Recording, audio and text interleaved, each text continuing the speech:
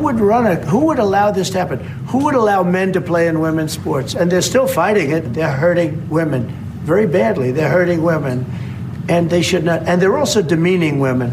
But who would want these things? And everything's transgender. Everybody transgender. That's all you hear about. To everyone celebrating Transgender Day of Visibility, I want you to know that your president sees you. And know this: you're so brave. You belong. And we have your back. Hey, what of that contrast there, huh?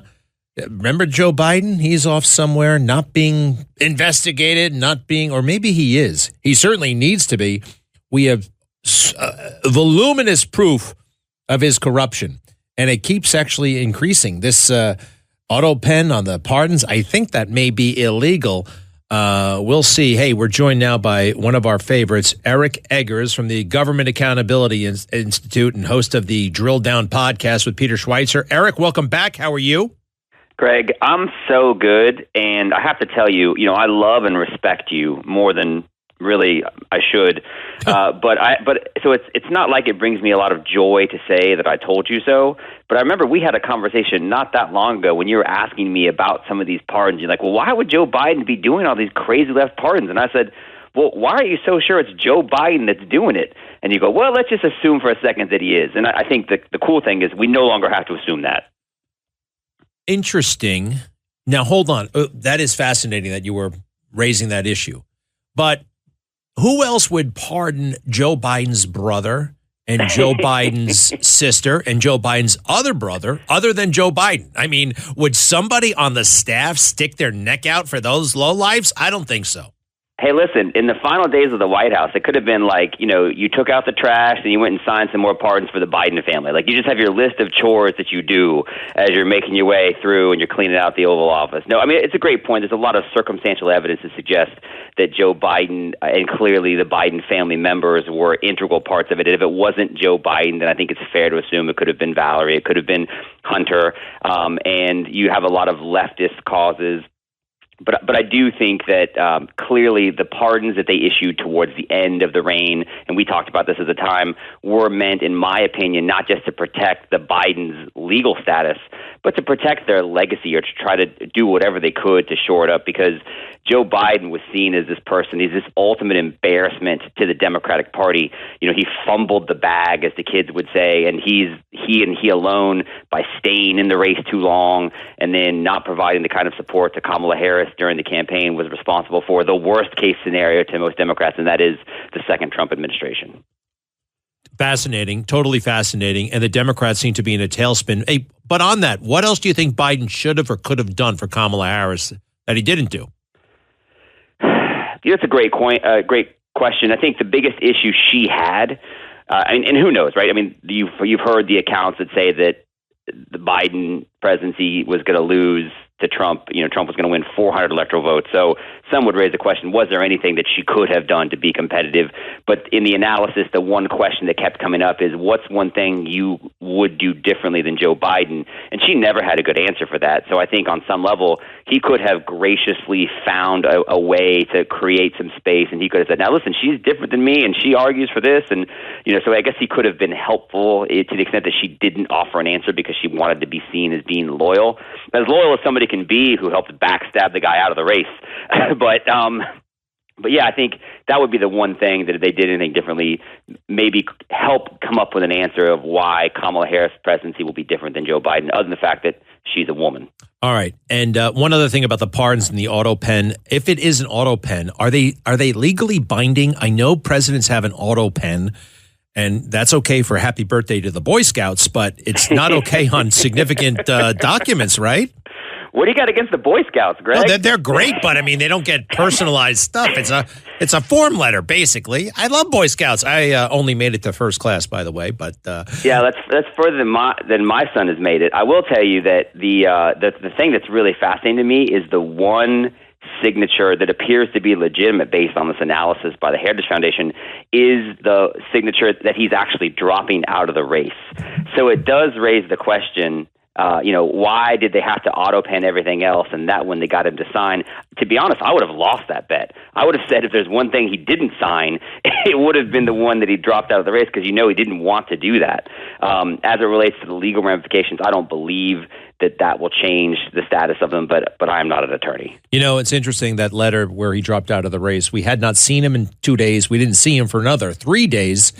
And yeah, he signed something, but it was the weirdest document. It was printed on a page without any presidential letterhead. It just said Joe Biden at the top. I quit the race, signed Joe Biden. And that would be really fascinating to know. And there's an incredible lack of curiosity about that time. President of the United States disappears, drops out of the race, and nobody seems to really want to do the follow-up. Greg, you just touched on, I think, historically, we'll look back on this and ask lots of questions about, how come we didn't look into that? And the key phrase you just used is a lack of curiosity. That's an excellent point. There's a lack of curiosity about that. There's been, in my opinion, a lack of curiosity about the people who attempted to shoot Donald Trump, not once but twice. But the biggest story is, you talk about this auto pen. Consider the auto pen as a large metaphor for this other story that there was a complete and total lack of curiosity about during Biden's 4 years in office, and that is the role that Barack Obama played. We know that Barack Obama had a house in Hawaii and a house in Martha's Vineyard, and they have places there. But his primary residence, and this is not a secret, was in Washington, D.C. And so you talk about a lack of curiosity. You've got a guy who we now know is mentally disabled, and some shadow team of people is running the country, essentially, on his behalf. His former boss, the people who are running the country he used to work for, lives in Washington, D.C., and there's no reporters hanging out outside his house just to see who's coming over for dinner, who's coming by just to catch coffee in the morning.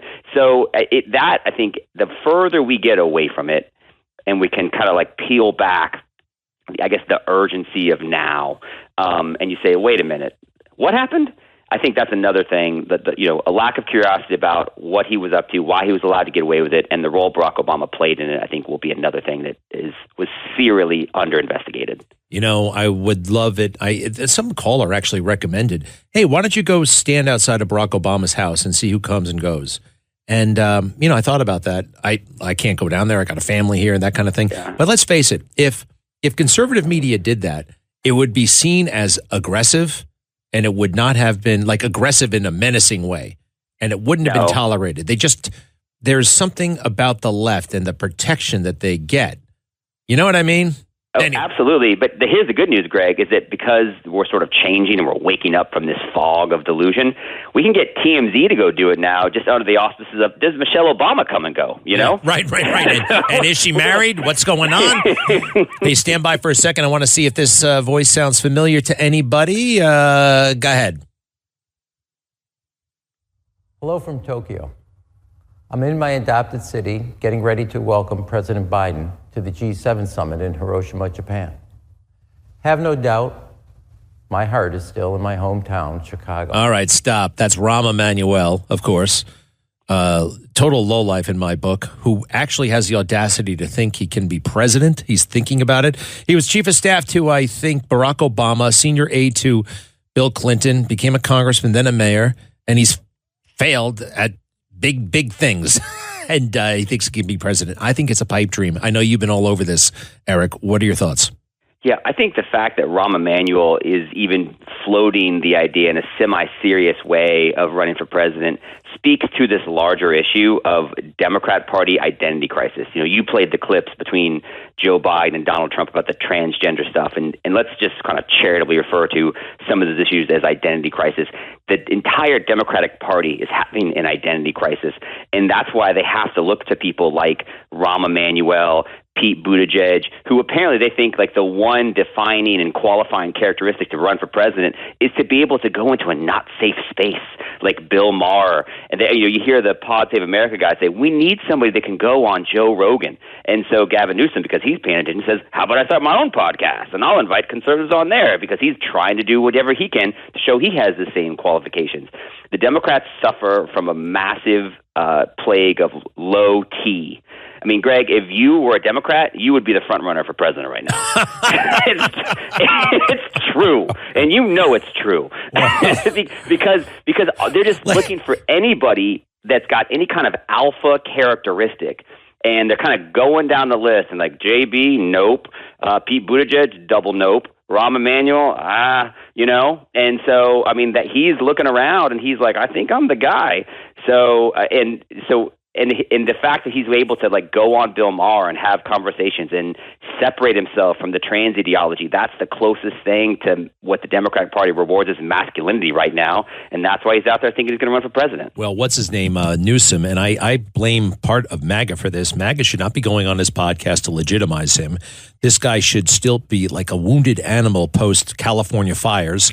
He's the governor, and he's still having the time of his life, it looks like, running a podcast. Everybody's forgotten the disastrous non-leadership, and they gave him way too much credit for saying something vague about transgender, which could possibly be interpreted as somewhat reasonable.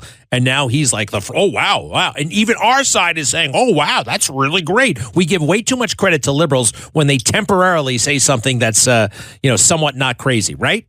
Yeah, well, Greg, I got to tell you, I know that you are a patriot and you served your country in the military, and I did not, but I did serve my country in a different way. I listened to some of Gavin Newsom's podcasts so that the rest of your audience does not have to. And I can tell you, reporting from the front lines, that your concerns are valid, because what Gavin Newsom is attempting to do is, launder his reputation as somebody who was the ultimate beta on bended knee and masked up during COVID and telling everybody else to stay home except for when he was going to these fancy restaurants, and he was celebrating the wokest aspects of left culture in California.